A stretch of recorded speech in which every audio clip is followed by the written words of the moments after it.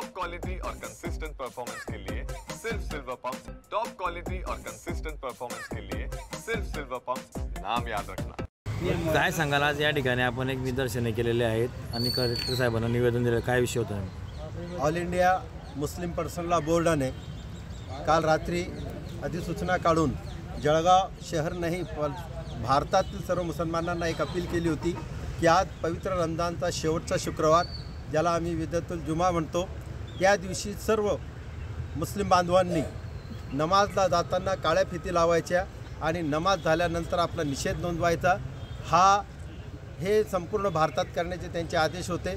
यापूर्वी त्यांनी 17 तारखेला जंतर मंतरला धरणे आंदोलन केले, 26 तारखेला पाटण्याला केले, 29 तारखेला विजयवाडा येथे धरणे आंदोलन होत आहे। अशा प्रकारे आता हा विधेयक संसदेत मांडला गेलेला आहे, ते संसदेत पास होऊ नये, त्यांनी मागे घ्यावा यासाठी हा एक प्रयत्न चालू आहे। जर संसदेत तो पारित झाला तर आम्ही सर्व रस्त्यावर येऊ आणि रस्त्यावर येऊन आम्ही या कायद्याला विरोध करू। म्हणून सरकारला विनंती आहे की त्याने JPCच्या माध्यमाने जरी त्याने या विधेयकावर चर्चा केलेली आहे, 6.66 करोड लोकांच्या सूचना यांना प्राप्त झालेल्या आहे, त्या सूचनालाही ते लक्ष देत नाही आहे। JPCच्या विरोधी पक्ष नेत्यांच्याही सूचनांचं ते पालन करत नाही आहे। सरकार फक्त या ठिकाणी एकच उद्देश आहे की मुस्लिम समाजाच्या ज्या मशिदी, दर्गा, ईदगाह, कब्रस्तान, खानका आहे हे हडप करण्यासाठी प्रयत्न आहे। आणि आपल्याला माहिती आहे की एकच व्यक्ती उद्योगपतीचे एक अटलांटिका काढण्यासाठी हा सर्व प्रयास चालू आहे। म्हणून आम्ही त्याला सक्त विरोध करतोय, सक्त विरोध करतोय, सक्त विरोध करतोय।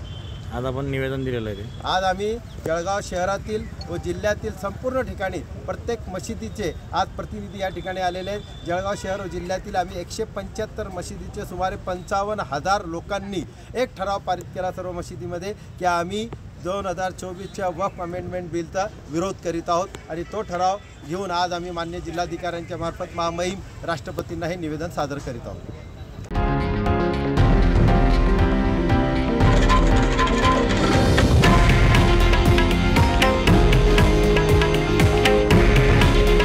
हे आहे देशातील नंबर 1 न्यूज नेटवर्क आणि आपण पाहत आहात TV9 मराठी। काळजी तुमची, हित महाराष्ट्राचं।